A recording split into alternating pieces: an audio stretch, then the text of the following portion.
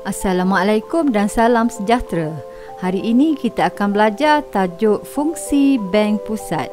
Ini adalah bab 3.1.2 di dalam ekonomi tingkatan 4. Okey, kita mulakan sekarang. Bank Pusat di negara kita namanya adalah Bank Negara Malaysia. Bank Pusat ini ditubuhkan pada 24 Januari 1959. Kita lihat pula fungsi Bank Pusat. Terdapat 5 fungsi Bank Pusat, iaitu yang pertama adalah mengeluarkan mata wang, yang kedua mengawal kestabilan nilai mata wang, yang ketiga jurubank kepada kerajaan, yang keempat jurubank kepada bank perdagangan, dan yang terakhir adalah mengawal kestabilan ekonomi. Untuk fungsi yang pertama iaitu mengeluarkan mata wang. Mata wang yang dikeluarkan di dalam negara Malaysia ialah ringgit Malaysia.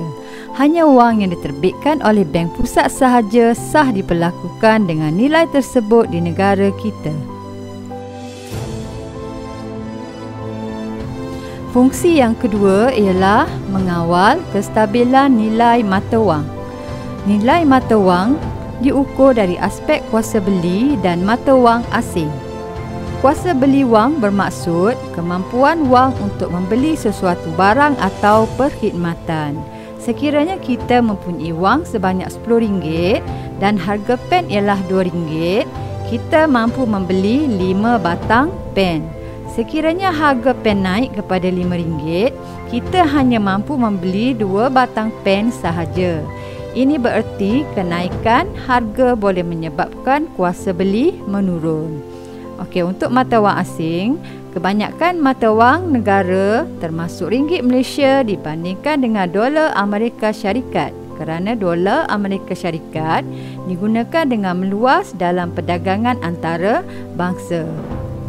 Terdapat 3 kaedah Bank Pusat menstabilkan nilai mata wang. Yang pertama ialah mewujudkan sandaran minimum. Yang kedua, campur tangan dalam pasaran pertukaran asing. Dan yang ketiga, mengawal inflasi.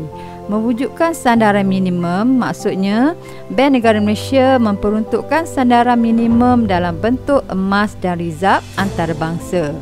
Campur tangan dalam pasaran pertukaran asing pula, contohnya Bank Negara Malaysia akan membeli ringgit Malaysia dengan menjual dolar Amerika Syarikat apabila ringgit Malaysia adalah rendah. Nilai ringgit Malaysia rendah.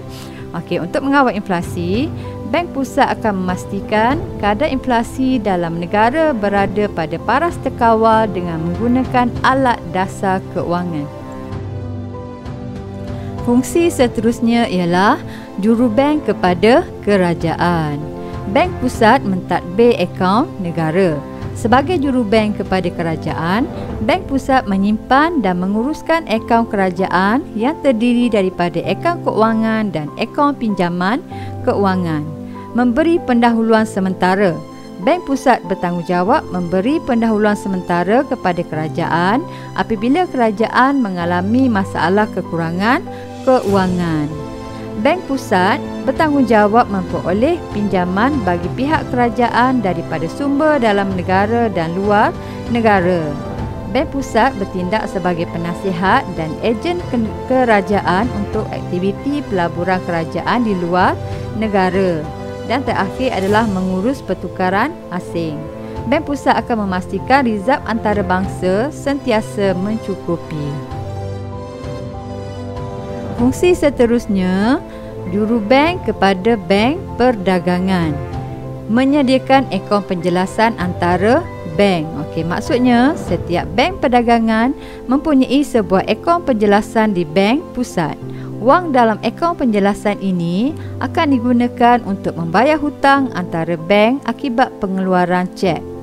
Menjaga rizab berkanun. Rizab berkanun ialah simpanan wajib bank perdagangan di Bank Pusat pada kadar tertentu. Sumber pinjaman terakhir kepada bank perdagangan.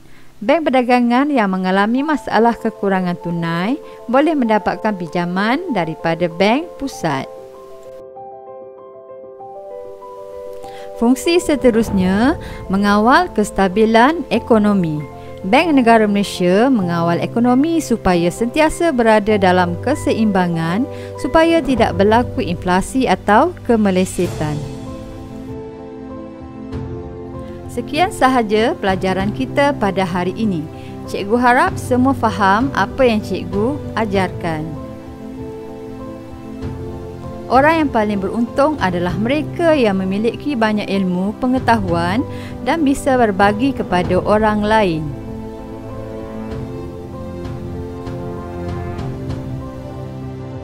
Ride till I can't no more. I got the horses in the back,